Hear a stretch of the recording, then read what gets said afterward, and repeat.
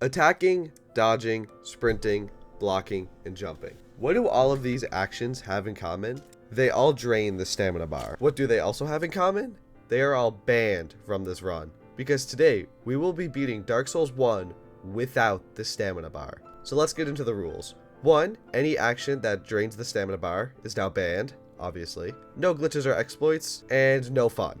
Seriously, this challenge was so much better on paper than it was in practice. So please just like the video for my suffering. Right now you might be asking yourself, how are you going to deal damage if you can't attack or do any of those other actions? Well, you see, in Dark Souls 1, magic doesn't drain the stamina bar, so miracles, sorceries, and pyromancies are on the table. But I used miracles in my last run, and pyromancy is known to be very OP in Dark Souls 1, so instead we will only be using sorcery. Now, don't click off the video. I promise this isn't just a basic sorcery only challenge that you've seen 100 times. There's lots of differences in this run. I changed up the route a lot, and there's so many challenges that we face. This was awful. Please go down, like the video. While you're down there, just check if you're subscribed. And yeah, let's just get into it.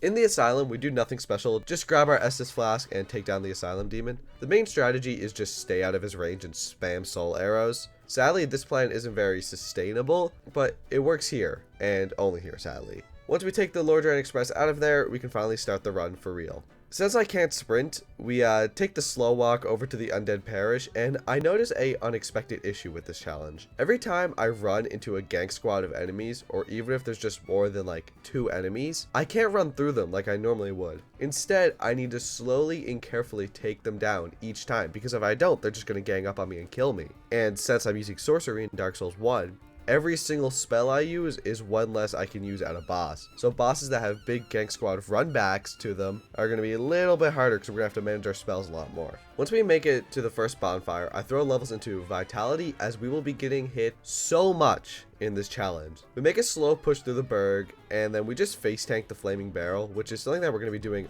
a lot in this run, but then we can finally make it to the first real boss of this run. The Taurus demon. I cleared the archers and walked over to the boss and just started spamming our spells. Similar to the Asylum demon, I tried to just stay out of his range, and I should be okay. The only real difference is his arena is so much smaller than the Asylum demons, so once I get backed into the wall, there's nothing I can do than just get destroyed. After dying again, I decided this isn't going to come as easy as I thought it would, and instead of level farming like a casual, I decided to take the back route entrance through the Dark Root Basin and into the Undead Parish. And here we commit a very unforgivable sin. Look, I know I killed a very beloved NPC, but I didn't have the 20k souls I would need to buy the Crest of Artorias, so the only way to get it for free would be to kill Andre. I'm sorry, I hope you forgive me. With the crest in hand, we can now open this door and pick up this very powerful set of armor, the stone armor. This armor has insanely high resistances and poise, which means while I'm casting or healing, if a boss attacks me while I'm doing those actions, it shouldn't knock me out of the animation unless the boss deals a lot of poise damage. I'll also take less damage because of all my new resistances, which helps me out a lot. I didn't plan on having to resort to this armor till much later in the run, so this actually concerned me a lot having to do it this early. I trekked back to the Berg, ready to rematch the Taurus demon, and same as previous attempts, I entered, cleared the archers, and just started spamming on the Taurus demon. Once I got close to the end of the bridge, I just walked straight for him and tanked every attack he had, till we eventually beat our first boss of the run, and it only took 1 hour of playtime. Yikes. I wasted 0 time heading over to the parish once again, where we get ready to fight our next boss. Do you remember at the start of the video when I said it was going to be terrible every time I came across a gank because I had to individually take them out super slowly and it would consume a lot of my heals and spells? You should, I said it like 2 minutes ago. But anyway, this is one of those moments. There's about 20 enemies here, and they're all getting buffed by this stupid channeler, meaning that I have to super slowly and carefully clear the way, wasting my spells just to get a singular attempt at the boss. And it took a lot more than a singular attempt to beat this boss. I got fed up with dying, so I headed to the lower Berg to free Griggs and buy another copy of Soul Arrow and Heavy Soul Arrow. Heavy Soul Arrow is just a stronger version of my current Soul Arrow, It takes significantly more time in order to charge it up and shoot it. On the attempt that we finally beat the boss, I opened with just spamming heavy soul arrows to get the first Garg as low as possible before the second one came. Once we cleared the first Garg, I would just wait for the fire attacks and then just spam into the second one for massive damage. But now we can ring our first bell, and this one only took 2 hours of playtime. So right now we're on track for an hour per boss, which means this challenge is going to take forever. I spent some time soul leveling so I could buy Great Soul Arrow and the Bellowing Dragon Crest Ring from Griggs, which boost all sorcery damage by 20%. It is honestly amazing. I kill Lotrek for the Fab Ring and head into Blighttown. Honestly, not my worst Blighttown run through. I never realized that you just really don't need to kill anything here. I rest at the bonfire as I assume Quelaag's definitely going to take more than one attempt, and slow walk all the way over to Quelaag. And when I say slow walk, I mean it. Now, I don't think Quelaag would be too bad, so I'm hoping my sorceries are strong enough the way that they are. Anyway, I decided to kindle the bonfire so I can have 10 Estus and entered for round 2. I started off using Great Soul Arrows to chip down Quelaag's health, and the damage here was just abysmally low. It was honestly crazy how much of an endurance battle this is because I've just never really struggled on Quelaag before. I tried to stay close to her on her right side preferably as it felt safe enough as long as I was watching for her AoE attack. I wouldn't get hit very often, and luckily she didn't use that attack that much, so after I ran out of Great Soul Arrows, I just switched to regular, and they were just super quick to spam her down, so it wasn't too bad. With the second bell rung, I head into Sen's Fortress right away, and each of the snakes here are super powerful. I had to take my time to clear them because if I left them and just tried to walk through it, they would all gank up on me and absolutely destroy me. Sen's took a genuine absurd amount of time to get through, but instead of showing you the deaths, I'll tell you the only thing that we did of note here was free Big Hat Logan and just rest at the bonfire. Iron Golem is up next, and for some reason, I thought he would be super weak to sorceries. And while Great Heavy Soul Arrow did good damage, I can't say that for every spell I had. I try and stay underneath the Golem as most of his attacks would just miss me, except for the grab. Towards the end of the fight, I decided range would be better and I slowly walked away from him while peppering him with Great Soul Arrows. Right now, I definitely have the choice to enter straight into Anor Londo, but I'm feeling really underleveled for the point I'm at right now. I've kind of been doing a little bit too much of a boss rush here, and if it feels like I'm going pretty quick, that's because I haven't been able to do too much between these bosses other than just die. We are currently 5 hours into playtime. There are so many deaths that will just never see the light of day, so, feel thankful for that. I head back to Firelink Shrine to go talk to Big Hat Logan. He will now sell me Soul Spear, a super powerful sorcery, but we don't yet have enough intelligence to use it. I use the rest of the souls I have on Vitality and Attunement, and once I'm in Anor Londo, I light the bonfire and expertly make my way through the rafters. No, actually, I'm really good at this now. I turn the bridge and make my way through the Silver Archer's first try, which was a super nice change of pace. I gave ONS one attempt before deciding I need to get better gear. In my efforts to obtain said gear, I decided to head to the giant blacksmith to buy his armor set, which is another super high poise set. But I forgot I'm an idiot. I accidentally shoot him with a soul arrow and now he's mad at me, which means he's not going to sell me anything. This was genuinely soul crushing, as that one misinput left me with two options. I can either farm the giant armor from the giants in this area, which would take forever, or completely forget about it and just go on without using it. So it looks like it's back to Ornstein and Smough. My original strategy was going to be take down Smough first and fight Super Ornstein, but upon actually hitting Ornstein, I noticed she took a fair amount of damage from soul arrows compared to Smough, who seemed pretty resistant to them. So she became my new target. Also, as you can see, some of these attempts end in literal seconds, causing me to take the whole walk again, which was just awful. In the opening, I wanted Ornstein to shoot a lightning bolt at me, as I would still normally get hit by it, but it just meant that Ornstein would be far away versus her charging at me.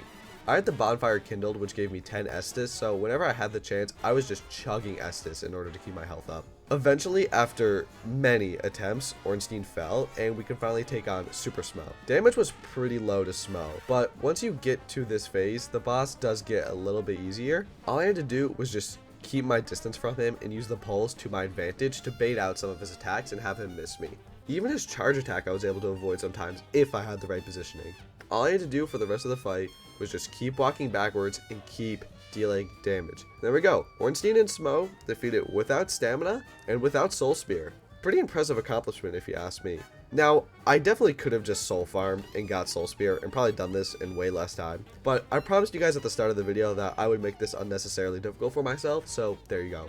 With our newly acquired souls, I power level int so I can finally use Soul Spear. Well, I was actually 2 levels off of being able to use it, so it feels like the perfect time to do some optional bosses. The thing is, these optional bosses are technically impossible to get to. What I mean by that is in order to get to the Stray Demon, I need to make this jump, but I can't jump. So my 2 options are skip these bosses in the run and just leave them as technically impossible, or make an exception and just make the jump and then beat the bosses without stamina. I decided to make the jump because since they are optional bosses, it's still true that I can beat Dark Souls 1 without stamina, but I thought you guys would like it more if I showed off as many bosses as I could in this run. Back at the Asylum, we take on the Stray Demon, who is actually a crazy challenge for some reason. I don't know why, but I fully forgot about his explosions and thought he would be just as simple as the Asylum Demon. He was in fact not. Like I just alluded to, the explosions and strange agileness of this boss decimated me so many times. I tried to stay as close to the boss as possible because sometimes I'd be able to just luckily avoid the explosions depending on what attack he did. What I really wanted to see was that big slam attack because it's so easy for me to dodge and I can deal so much damage while he charges it up. After about 3 or 4 attempts, I do claim my win. With the Stray Demon down, I claim my doll and leave the Asylum. With the doll in hand, I decided to head back to Anor Londo and into the Painted World. Nothing interesting here, and even the bone wheels in the basement weren't even that bad, which I really expected to put up a big challenge. Speaking of big challenges, not Priscilla. She was not nearly as bad as I expected her to be. I just opened with a great heavy soul arrow and watched for her footprints and seen how insanely strong Soul Spear is against her. Man, it was really stupid for me to not pick this up for Ornstein and Smough. But hey, at least Priscilla is dead. Once I placed the Lord Vessel in, instead of going full steam on some lords, I decided instead I'd go kill the Hydra so I can get set up for the DLC. Since I need the broken pendant for the DLC, it makes sense for me to go to the Duke's archives first. Entering the archives, I had to painstakingly take down the magic resistance enemies here. We do eventually get the pendant, after dying plenty of times, and I decided that once I get into this room, it's okay for me to make a mad walk for the elevator. Once I'm in this corridor, it's just a straight shot to the Seath encounter.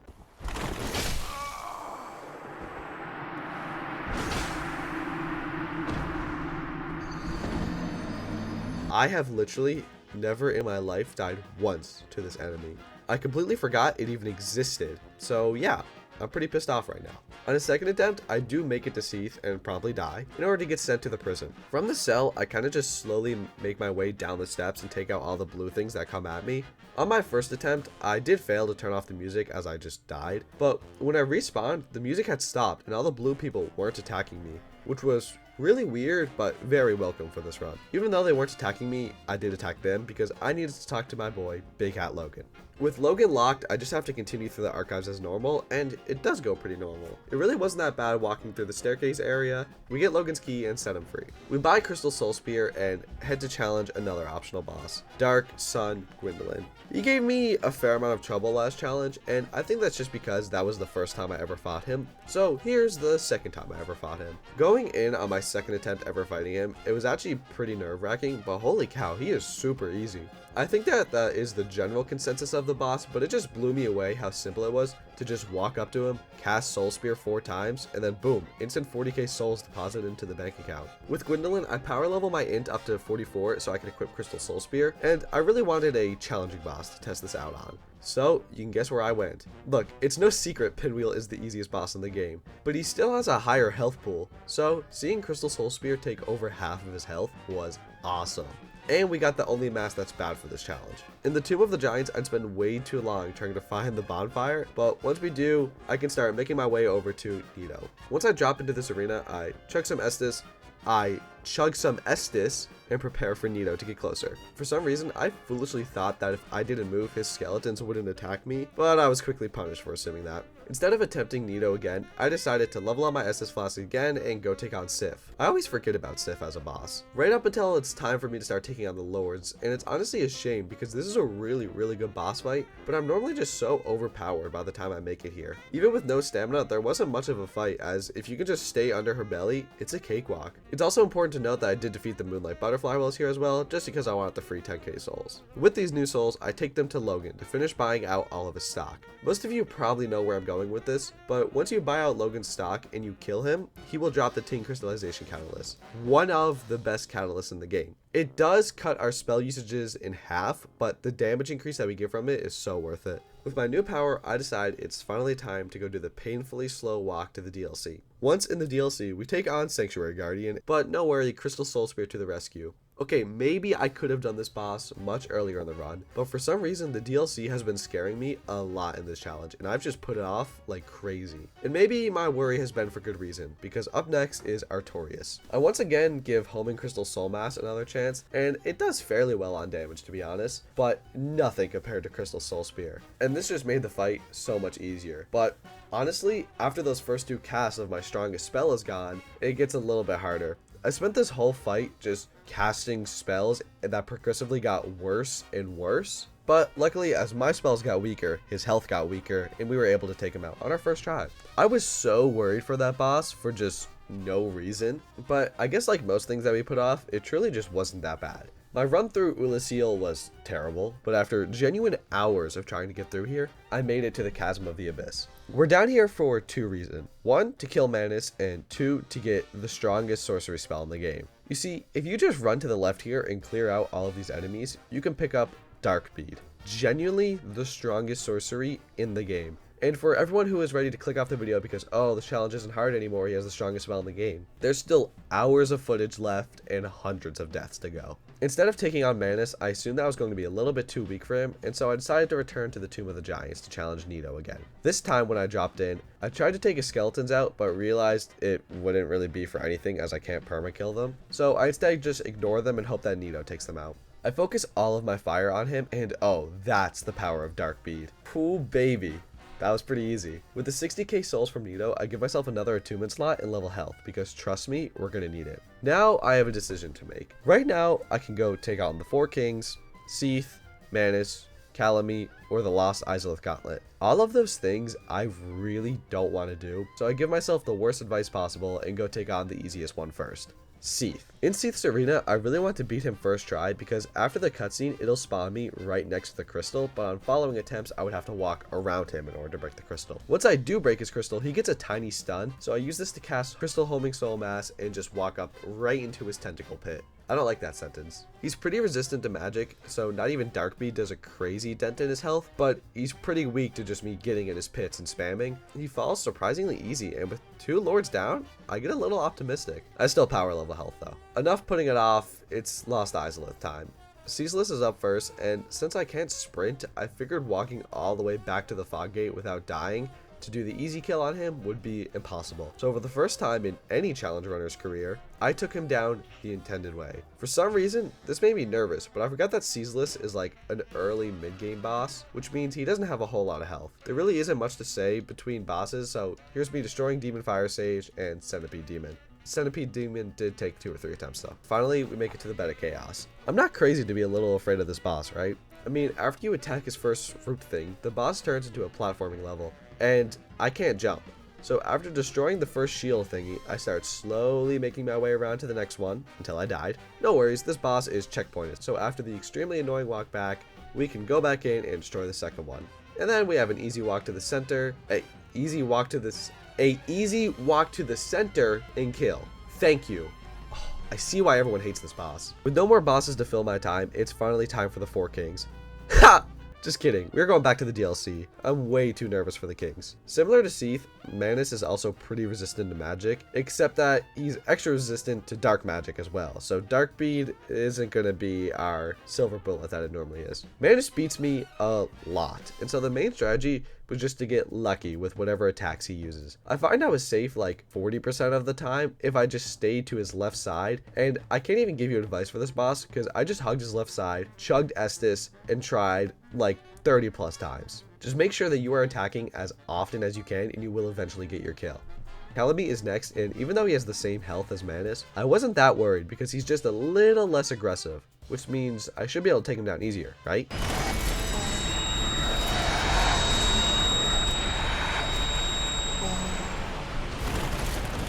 And the fight, I was forced to tank a lot of damage. It was just a little too hard to always be underneath him as he constantly ran away. But honestly, he didn't hit that hard, or that often. After every attack, there was always time for me to heal up and just get resituated to take him on in a better area. It was simply heal through all of his attacks, hope he does an attack that I could avoid, and then punish, which is what I did. Hardest part was right at the end when I was forced to use Great Heavy Soul Arrow, as it's now pretty weak. But with him defeated, that means it's time for the Four Kings. I'm not going to bore you with my run through New Londo, just know it sucked. I took the FAP ring off so I could wear the Artorias Covenant ring, but when I lost the extra equip load, it made me overweight, and you would think that's not a big deal because I can't roll anyway, but when you're too overweight, it hurts your walking speed, so I had to take off my helmet and put on the Channeler's helmet again, as it still had good defenses, but just a little bit lighter. When I got down here, I immediately casted Homing Crystal Soul Mass and ran over to the first king. From there, it was just use Soul Spear until he fell. And then I just looped that, cast Crystal Soul Mass, walk over to the king, and Crystal Soul Spear. I didn't even need the fourth king to spawn, as once I did it again, Crystal Soul Mass, but this time I used Dark Bead, which as we bent over, is crazy strong. So with 2 casts of that was enough to finish the fight. Every run I'm always so worried for this fight, and honestly for no good reason. Now that I'm in the kill of the first flame, I'm ready to end the run. Oh yeah. That's the damage we like. Sorry, Gwyn, there's a new lord in town. The Lord of Laziness. Thank you everyone for watching, and I'm sorry this video took so long to come out. As I'm doing this voiceover, I'm actually sick, so I'm really sorry if my voice sounds different. Hopefully I'm better for the next video, but thank you all so much for watching. I really hope this video was worth the wait, and I hope you enjoyed. If you did enjoy, please go down and give the video a like, and hey, may as well subscribe while you're down there. Feel free to give me new challenge suggestions in the comments, or just call me an idiot because I did something wrong that you would have done better. Thank you all, and goodbye.